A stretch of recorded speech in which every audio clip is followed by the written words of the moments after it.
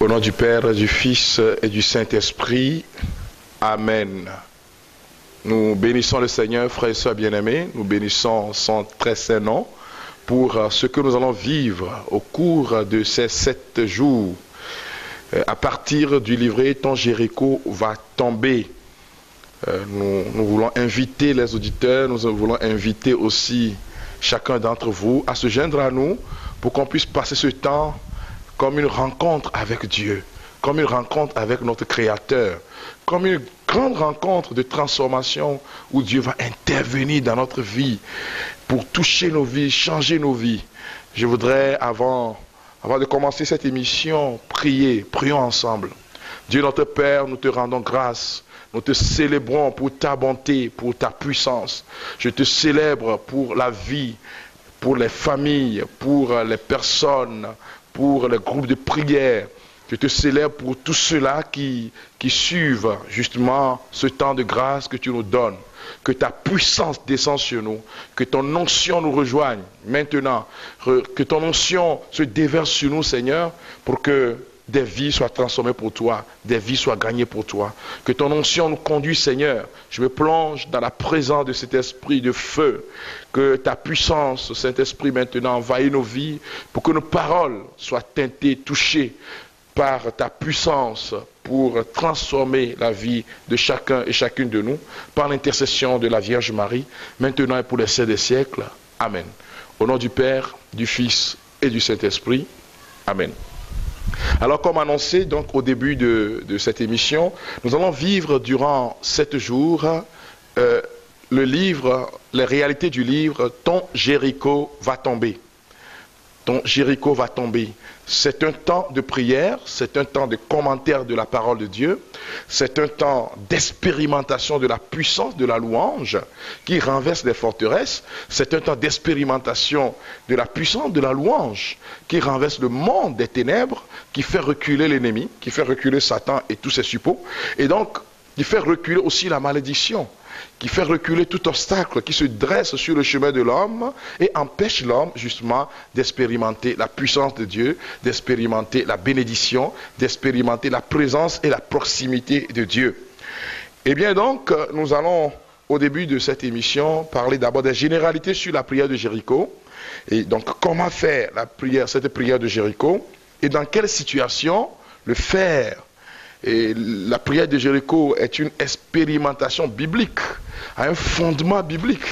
Et donc, cette prière que nous avons prêchée depuis des années, que nous avons expérimentée depuis plus de 20 ans, et que nous allons partager avec vous ici, dans cette émission, que le Seigneur vous bénisse et qu'il vous garde dans son amour. Alors, la première question à laquelle je vais répondre, c'est dans quelle situation faut-il faire une prière de Jéricho? Voilà. Dans quelle situation faut-il faire une prière de Jéricho? Alors, pour rappel, la prière de Jéricho a son fondement dans le livre de Josué. Josué qui a été choisi par Dieu pour conduire le peuple de Dieu vers la terre promise, vers Canaan.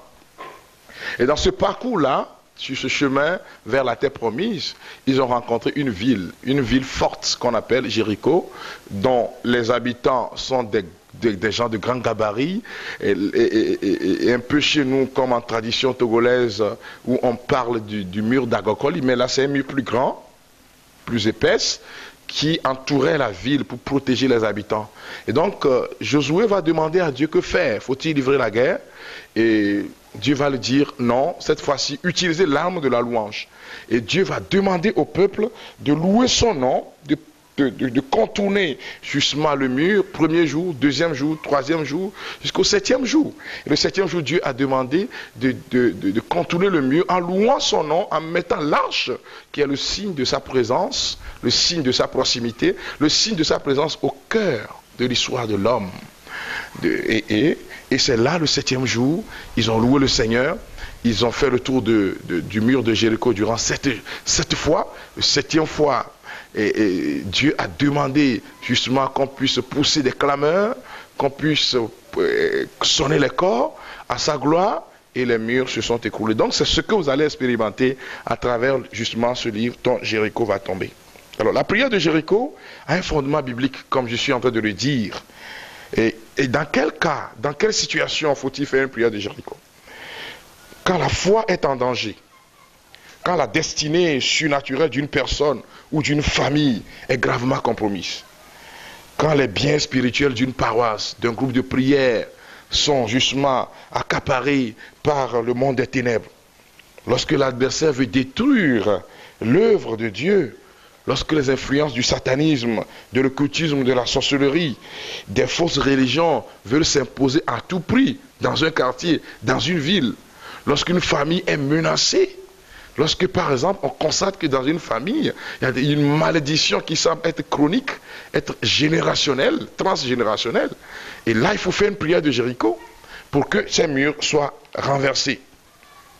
Alors c'est une prière qui se déroule en 7 jours de suite, comme je viens de l'indiquer tout à l'heure.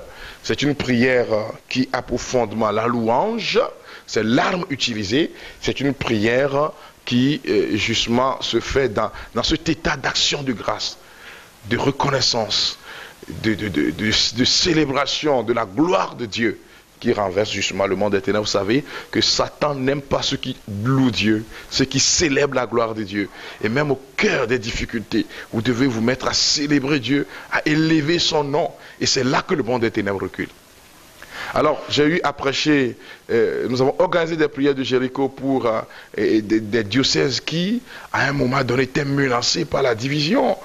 On a fait des prières de Jéricho et l'unité est revenue. On a fait des prières de Jéricho sur des paroisses, j'ai été invité sur des paroisses, où on a prêché de façon publique. Et là, Dieu, le Seigneur, a touché beaucoup de personnes.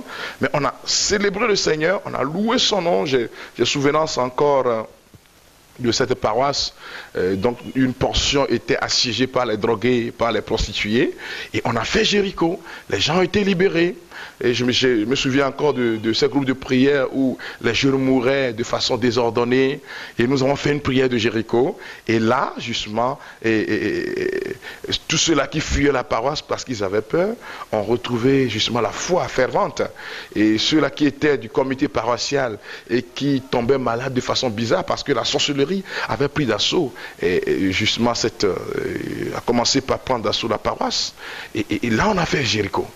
Et les murs se sont écroulés. Et c'est ces réalités qui vont se passer aussi dans vos vies, pour la gloire de Dieu et pour justement le salut de nos âmes. Nous rendons grâce au Seigneur pour des familles qui allaient être complètement divisées. On a fait la prière de Jéricho, louange durant 7 jours, et le Seigneur a détruit l'esprit de division. Et je citais encore le père Raymond Alter de Vénère-et-Mémoire, dans son ouvrage, le disciple l'a pris chez lui, où le père Alter invitait justement dans ce livre à faire la prière de Jéricho quand par exemple la situation devient chronique, si on peut le dire ainsi. Nous avons fait des prières de Jéricho dans la louange. Je me souviens encore de la paroisse Marie-Reine du Monde de Bain où le Seigneur a guéri, et des boiteux se levaient, marchaient pendant que nous faisions Jéricho, pendant que nous célébrions la gloire de Dieu. Alors pour nous dire, frères et sœurs bien-aimés, que c'est un temps de grâce que nous allons vivre.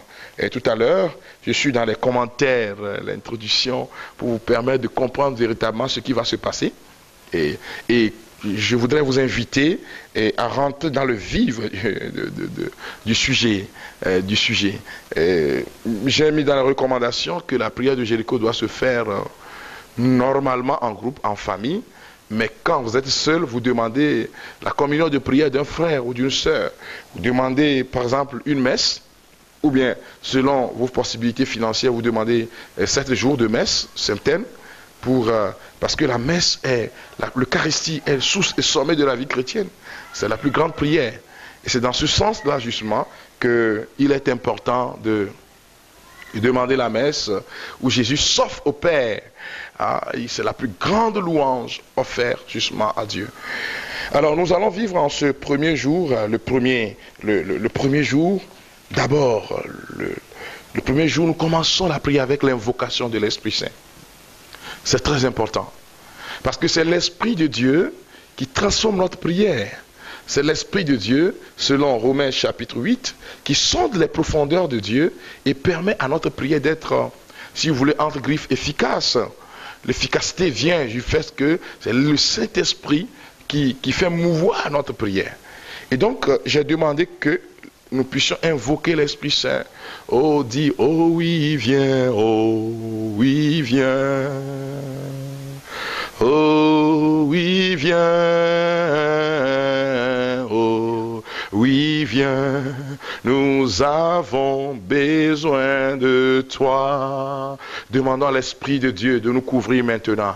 Que la puissance du Saint-Esprit descende sur toi. Que la puissance du Saint-Esprit envahisse toute ton âme, ton corps. Que la puissance du Saint-Esprit transforme toute ta personne. Pour que tu puisses devenir comme la vision d'Ézéchiel, une armée puissante, remplie du souffle de Dieu, pour avancer avec le Seigneur, avancer dans sa gloire. Que l'onction du Saint-Esprit descende sur nous maintenant. Tu peux prier avec moi, toi qui m'écoutes, toi qui me vois. Tu commences déjà par prier, demander à l'Esprit Saint d'envahir toute ta vie, d'envahir ton âme, d'envahir toute ta personne. Esprit de Dieu, manifeste-toi dans nos vies. Viens nous faire louer Dieu. Viens nous faire élever le Seigneur. Viens nous faire glorifier le Roi des Rois. Viens nous faire célébrer sa gloire, sa bonté, sa puissance. Viens, Esprit de Dieu, comme au jour de la Pentecôte, quand il est dit qu'à la Pentecôte, il louait le Seigneur. Remplis nos cœurs de la louange qui vient de Dieu, de la louange qui émane de nos cœurs, transportée par toi et qui touche le cœur de Dieu et renverse les Jérichos de notre vie. Merci pour ta présence. Viens remplir nos vies, Saint-Esprit de Dieu, pour la gloire de Dieu, au nom puissant de Jésus-Christ de Nazareth. Amen. Alors, il est prévu au premier jour de lire Josué chapitre 6, qui est le texte de base, verset 1 au verset 21. J'en fais l'économie ici. Et nous allons voir dans ce passage de l'Écriture comment Josué a obéi à Dieu. Vous voyez, obéir au Seigneur est l'élément important. Josué a obéi. Normalement, quand on est en face d'un mur comme Jéricho, quand on est en face des habitants comme les habitants de Jéricho, il faut livrer une guerre. Mais grâce à l'obéissance, Josué a compris, Josué a obéi à Dieu et accepté justement l'arme de la louange. Et cette arme est devenue une arme efficace. Elle demeure une arme efficace. Alors nous allons prier. Nous allons prier à partir, avec vous. Vous pouvez répéter après moi, à partir de ce passage de l'Écriture. Nous allons prier. Béni sois-tu Seigneur, ma force et ma citadelle. Car c'est toi qui décides du combat. Seigneur mon Dieu, avec toi ma victoire est assurée. Au nom de ton Fils Jésus-Christ, je combats dans la victoire et non pour la victoire. Je proclame ta gloire et ta puissance sur tous les obstacles spirituels et matériels dressés sur mon chemin. Trompette, sonnez le combat. Guitare et piano, célébrez ma victoire. Chérubins et séraphins, chantez la gloire de Dieu avec moi. Car durant ces 7 jours, une ère nouvelle va commencer. Dans ma vie, dans ma famille, dans mes projets. Oui, au nom de Jésus-Christ, par la puissance du Saint-Esprit, le Jéricho de ma vie va tomber. Le Jéricho de ma vie tombe maintenant. Les Jérichos de la maladie, les Jérichos des envoûtements, les Jérichos de la sorcellerie tombent maintenant. Au nom de Jésus-Christ, les murs de la sorcellerie, des envoûtements, des autels maléfiques, les murs de la maladie et de la malédiction sont ébranlés. Heureux le peuple qui s'est acclamé, Seigneur. Il marchera à la lumière de ta face. À ton nom, ils danseront de joie tous les jours à cause de ta justice. Ils se redressent. Louange et gloire à toi, Seigneur, car tu me redresses. Répétez après moi maintenant. Louange et gloire à toi, Seigneur, car maintenant tu me redresses. Tu me fais quitter les ténèbres du péché, les ténèbres du doute, les ténèbres de la maladie, les ténèbres du doute, de la maladie, des attaques spirituelles, pour ton admirable lumière. Ô mon âme, sois dans la joie. Mon âme, bénis le Seigneur. Mon âme, bénis le Seigneur. Mon âme, bénis le Seigneur. Mon âme, bénis le Seigneur. Béni sois-tu, Seigneur, pour l'intention pour laquelle nous prenons ce temps de Jéricho. Alors vous gardez un petit silence, vous pouvez formuler vous-même votre intention, puisque c'est un cheminement que nous sommes en train de suivre maintenant, et que vous proclamez votre victoire sur l'intention en disant, Seigneur, tu l'as déjà accompli, Seigneur, tu l'as déjà réalisé, merci pour ta fidélité qui nous dépasse, et ta loyauté, Seigneur, merci, car ce que ta bouche dit, ta main l'accomplit. Je te glorifie maintenant, je te célèbre pour ta bonté, pour tes merveilles dans ma vie, dans la vie de mon frère, de ma soeur, dans la vie de cette famille, dans la vie de cette personne qui écoute ta parole maintenant, dans la vie de ceux-là qui sont fatigués, fatigués à cause du péché, fatigués à cause du monde des ténèbres. Merci Seigneur, car tu les libères maintenant par l'intercession de la Vierge Marie, celle qui a chanté le Magnificat, maintenant et pour les siècles des siècles. Amen. Alors il est prévu normalement après ce temps de prière que vous puissiez continuer avec votre louange personnelle. Un temps de louange où chacun choisit un chant ou bien plusieurs chansons pour glorifier le Seigneur pour ce qu'il a déjà accompli. La parole de Dieu nous dit, tout ce que vous demandez dans la prière, croyez que vous l'avez déjà reçu. Vous le verrez s'accomplir. Marc chapitre 11 à partir du verset 22, verset 24. Vous le verrez s'accomplir.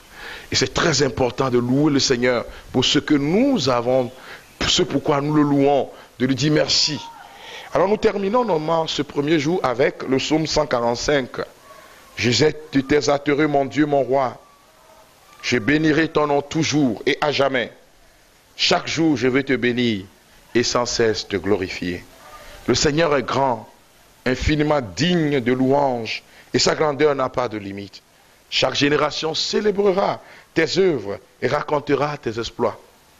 Je vais parler de ta majesté, de ta gloire, de ta splendeur et faire le récit de tes merveilles. Qu'on parle de ta puissance redoutable. Moi, je veux énumérer tes hauts faits. Qu'on rappelle le souvenir de ton immense bonté et qu'on proclame avec joie ta loyauté. Le Seigneur est tendresse et pitié, lent à la colère et plein d'amour. Le Seigneur est bon envers tous, sa tendresse s'étend à tout ce qu'il a créé. Que tes œuvres, Seigneur, te rendent grâce et que tes fidèles te bénissent. Qu'ils disent la gloire de ton règne et proclament ta puissance, annonçant aux hommes tes exploits et la glorieuse majesté de ton règne. Ton règne est un règne éternel. Ton empire dure de siècle en siècle. Le Seigneur est vrai en tout ce qu'il dit, fidèle en tout ce qu'il fait. Le Seigneur soutient tous ceux qui tombent.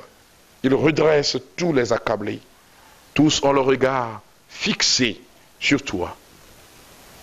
Tous ils espèrent. Tu leur donnes la nourriture en temps opportun.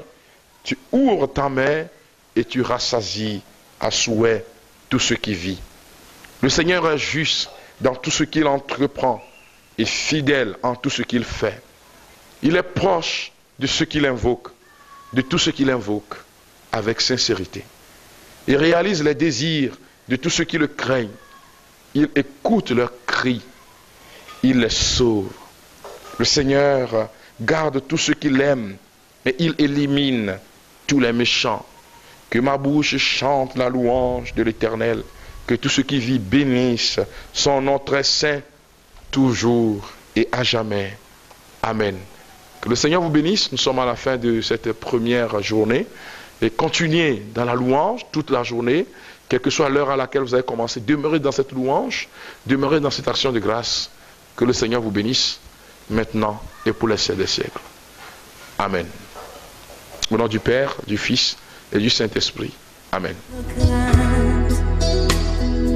La joie vient le matin, les problèmes ne durent qu'un temps, car il y a un ami nommé Jésus qui essuiera toutes tes larmes. Et même si